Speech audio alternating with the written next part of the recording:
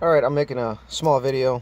I got the sniper installed, got the LCD screen set up there.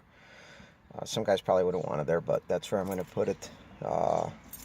This is something that annoys guys. I really don't care, but usually when the LCD screen comes up with your monitors, you hear the pump running. There you go. You're good to go now.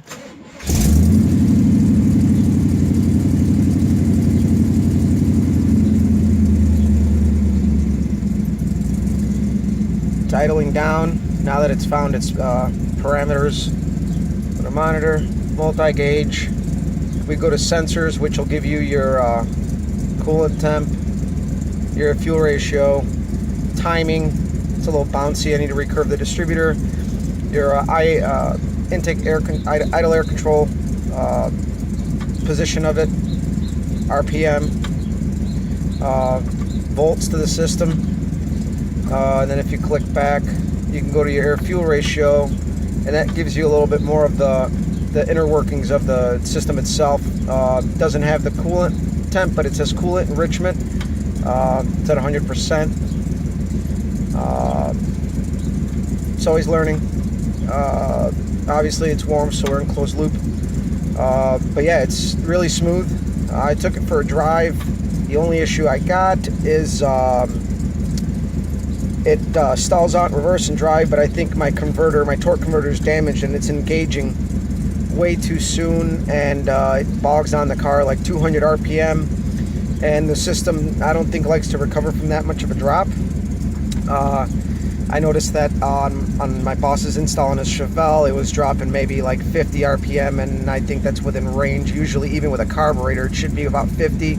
I know on my drag car, it's about maybe 100, but I also got a pretty aggressive cam in there, and the whole world of difference compared to a stocker like this. This is pretty mild. But I drove it for a couple hours today, parking lot test. Overcoming that stumble and reverse and drive isn't that big of a issue, really. Like, I barely have to hit the gas, just enough to show a percentage on the TPS, and that's all it takes to overcome it stalling. It's not much, but I also think it's a bit of a timing issue, as my timing's a little jumpy, and it will drop down between 7 degrees initial to 15 to 16, which is where I had it as my set initial. But I think the springs in there are really, really loose, and because I had a really fast curve in this thing.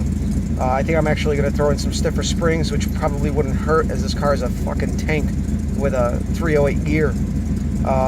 It's not going to like a whole lot of RPM real soon, so I'm going to recurve that, and hopefully that'll help it as well. Take you into the hood and show you. You hear the injectors. It's something that annoys guys. You hear this thing sucking in air at wide open throttle, which is fine. I think guys are too picky, but if you count up the amount of carburetors I've probably bought over the years, trying out different things, different styles, I've spent well over what 3 of these systems would cost in the last 10 years in carburetors. And you know, I try different things. I sell them, I use them for a little bit, rebuild them, buy them used, whatever. But either way, time and money spent. Yeah, I could have had 3 of these setups for my cars. Money well spent.